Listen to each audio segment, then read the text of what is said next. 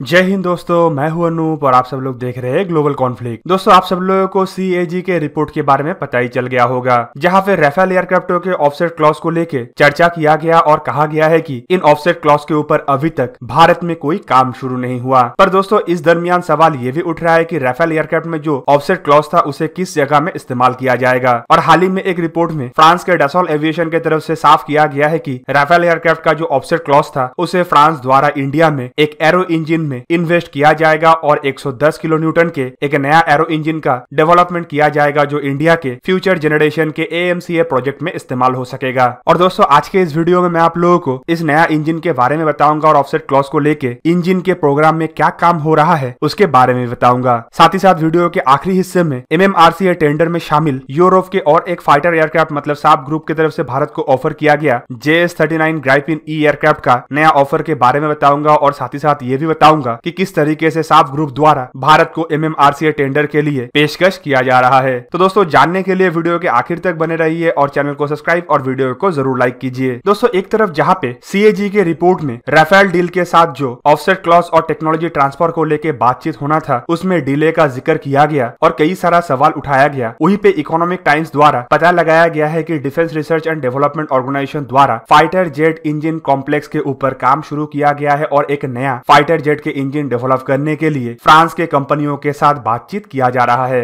दोस्तों, ये जो नया फाइटर जेट के इंजन के ऊपर बातचीत किया जा रहा है ये टोटली एक 110 किलो न्यूटन वाला नया जनरेशन के फाइटर जेट इंजन होगा जो भारत के AMCA जैसे एडवांस एंड फ्यूचर जनरेशन के फाइटर एयरक्राफ्टों में इस्तेमाल होगा। इवन इकोनॉमिक्स टाइम्स द्वारा ये भी पता लगाया गया है कि इसके ऊपर काम शुरू करने के 7 साल के अंदर नया इंजनों को दुनिया के सामने लाया जाएगा। फ्रांस के इंजन मैन्युफैक्चरर सैफरन कंपनी के तरफ से ऑलरेडी इंजनों को लेकर कंप्लीट टेक्नोलॉजी ट्रांसफर के ऊपर बातचीत किया जा चुका है और कंपनी द्वारा भारत में हिंदुस्तान एरोनॉटिक्स लिमिटेड के साथ भी हाई एंड इंजनों को बनाने के लिए बातचीत किया जा रहा है। इवन जो ये बातचीत हो रहा है ये राफेल डील के जो ऑफसेट क्लॉज के तहत इन्वेस्टमेंट किया जाना था उसके अंतर्गत भी लाया जाएगा। हिंदुस्तान एरोनॉटिक्स लिमिटेड के चेयरमैन डॉक्टर R माधवन के तरफ से हाल ही में इकोनॉमिक्स टाइम्स को बताया गया है कि हमारे तरफ से हाई थ्रस्ट इंजन के टेक्नोलॉजी रिलेटेड और मैन्युफैक्चरिंग रिलेटेड एग्रीमेंट के ऊपर जल्दी हस्ताक्षर किया जाएगा। और दोस्तों, ये टेक्नोलॉजी राफेल में इस्तेमाल होने वाले इंजन के समानांतर होगा, जबकि इसका इस्तेमाल और हिंदुस्तान एरोनॉटिक्स लिमिटेड के कार्य क्षमता को मिला के एक साथ 110 किलो न्यूटन थ्रस्ट वाला इंजन को भी डेवलप किया जा पाएगा। जबकि अभी तक हाई एंड थ्रस्ट वाले इंजन के कॉम्प्लेक्स को बनाना शुरू नहीं हुआ है, वही पे सवाल ये भी उठ रहा है कि लो एंड थ्रस्ट वाला इंजन को हिंदुस्तान एरोनॉटिक्स लिमिटेड की तरफ से कहां पे इस्तेमाल किया जाएगा। तो दोस्तों, आपके जानकारी के लिए बता दूं कि इन इंजनों को हिंदुस्तान एरोनॉटिक्स लिमिटेड की तरफ से हेलीकॉप्टर, लाइट ट्रांसपोर्ट एयरक्राफ्ट और अनमैन एरियल व्हीकल और ट्रेनर एयरक्राफ्ट जैसे एयरक्राफ्टों में इस्तेमाल किया जाएगा। दोस्तों, जो 110 किलो न्यूटन इंजन बनाया जाएगा इसे असल में इंडिया के DRDO और फ्रांस के सैफ्रॉन के बीच में समझौते के तहत बनाया जाएगा, लेकिन इसमें हिंदुस्तान एरोनॉटिक्स लिमिटेड भी एक पार्टनर रहेगा। बेसिकली मैन्युफैक्चरिंग पार्टनर या इंजनों के कुछ कंपोनेंट का सप्लाई करने वाला पार्टनर होगा। इकोनॉमिक्स टाइम्स के रिपोर्ट में यह भी बताया गया है कि इंडिया द्वारा जो 5th जनरेशन के AMCA फाइटर एयरक्राफ्ट को बनाया जा रहा है उसमें सबसे पहले विदेशी इंजनों का ही इस्तेमाल किया जाएगा और इन इंजनों के इस्तेमाल से फाइटर एयरक्राफ्टों को पहले फ्लाई और कुछ इनिशियल बैचों का प्रोडक्शन भी किया जाएगा, जबकि बाद में स्वदेशी इंजनों के साथ इन विदेशी इंजनों को रिप्लेस किया जाएगा और नेक्स्ट बैचों का ऑर्डर इन स्वदेशी इंजनों के साथ ही होगा। तो दोस्तों, इसके बाद आप लोगों के मन में यह भी सवाल उठ सकता है कि इंडिया के साथ रॉयल्स रॉयस का जो जॉइंट वेंचर हो रहा है जिसके तहत 140 किलो न्यूटन वाला एक हैवी इंजन का प्रोडक्शन किया जाएगा, तो फिर उसका क्या काम आएगा। तो दोस्तों, आपके जानकारी के लिए बता दूं कि इंडिया का जो कावेरी इंजन का प्रोजेक्ट था उसे टोटल 2 हिस्से में डिवाइड किया गया था। कावेरी K9 इंजन को K10 और K9 प्लस जो 2 हिस्से में डिवाइड किया गया था, उनमें से K10 टोटली एक स्ट्रेटेजिक पार्टनर के साथ जॉइंटली डेवलप किए जाने वाला इंजन था, जबकि K9 प्लस एक ऐसा इंजन था जो कावेरी इंजन को मॉडिफाई करके हाई थ्रस्ट का बनाया जाना था। और दोस्तों, ये K9 प्लस इंजन को भी बाद में K10 के जैसे हाई थ्रस्ट इंजन में कन्वर्ट किया जाना था। तो शायद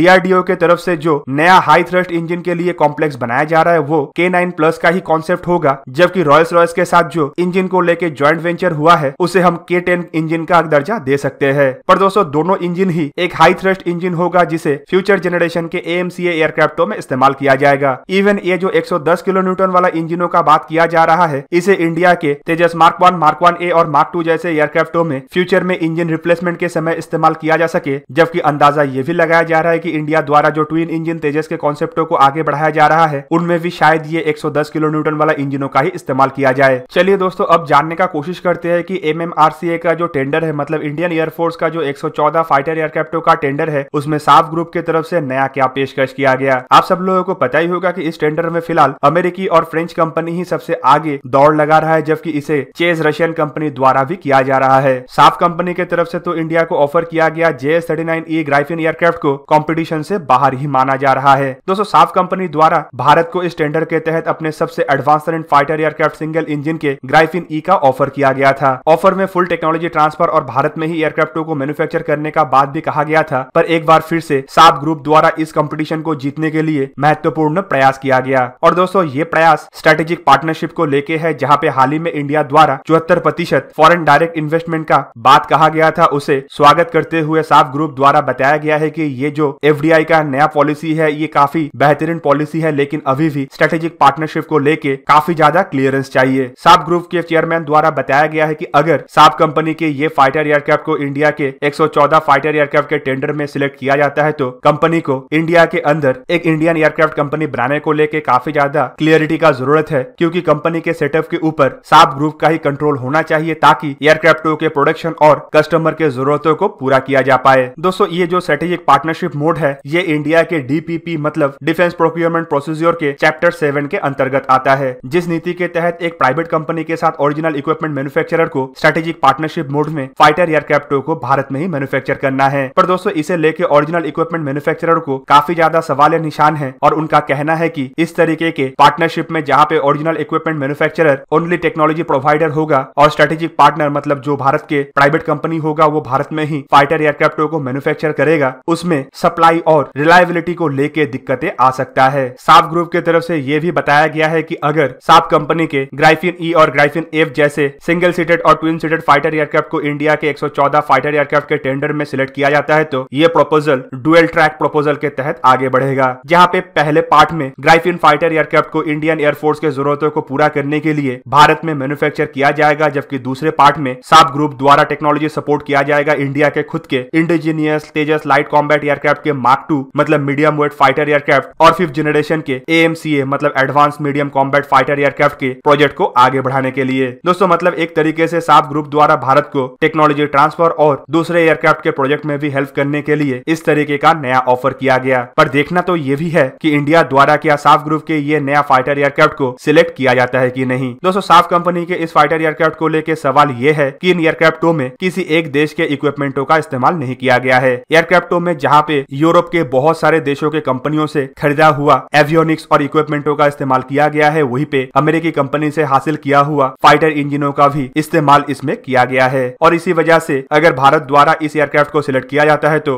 भारत को कई सारा कंपनियों के साथ डील के ऊपर हस्ताक्षर करना पड़ सकता है, जो काफी टाइम टेकन हो सकता है। और ऐसा ही मुश्किलें यूरोफाइटर टाइफून को लेके भी आ रहा था। जबकि इसके अलावा ये भी सवाल है कि JS-39E जहां पे एक सिंगल इंजन फाइटर एयरक्राफ्ट है, वहीं पे इंडिया का तेजस भी एक सिंगल इंजन फाइटर एयरक्राफ्ट है। तो अगर सिंगल इंजन फाइटर एयरक्राफ्टों को खरीदा ही जाएगा, तो तेजस को ही क्यों ना इस टेंडर में शामिल करके इंडोजेनाइजेशन या फिर सेल्फ रिलायंस को ही आगे बढ़ाया जाए। और दोस्तों, यही कुछ कारणों की वजह से साफ कंपनी के ये फाइटर एयरक्राफ्ट को सबसे कमजोर फाइटर एयरक्राफ्ट माना जा रहा है। पर जो ऑफर साफ ग्रुप के तरफ से भारत को किया गया है, ये ऑफर को भी देखे तो किसी भी एयरक्राफ्ट के ऑफर के तुलना में ये काफी बेहतरीन ऑफर साबित भी हो सकता है। तो दोस्तों, ये था आज का वीडियो। अगर आपको वीडियो अच्छा लगा तो इसे लाइक कीजिए और मेरे चैनल को सब्सक्राइब कीजिए और साथ में बना हुआ बेल आइकन को भी प्रेस कर दीजिए, ताकि आप मेरा वीडियो देख पाए सबसे पहले। जय हिंद।